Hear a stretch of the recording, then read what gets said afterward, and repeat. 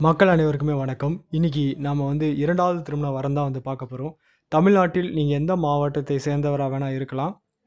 உங்களுக்கு 2வது திருமணம் செய்ய ஒரு நல்ல வாழ்க்கையை நாங்க அமைச்சு குடுப்போம். நீங்க பதிவு செய்து 1 மாதத்திற்குள்ளே உங்களுக்கு ஒரு நல்ல வரன நாங்க அமைச்சு குடுப்போம்.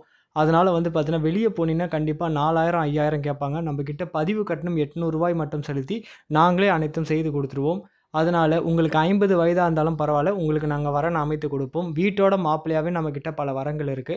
பெயர் கல்பனா, வயது 38. அ இவங்களுக்கு பார்த்தீங்கன்னா, ஒரு குழந்தை இருக்குங்க. அதாவது இவங்க என்ன சொல்றாங்கன்னா, இவங்களுக்கு சொத்து பத்து, வீடு, வாசல், நிலம் எல்லாமே இருக்கு. கணவர சட்டப்படி விவாகரத்து வாங்கிட்டாங்க. 50 வயசா இருந்தாலும் பரவாயில்லங்க. திருமணம் செஞ்சுக்க சம்மதம்ன்றாங்க.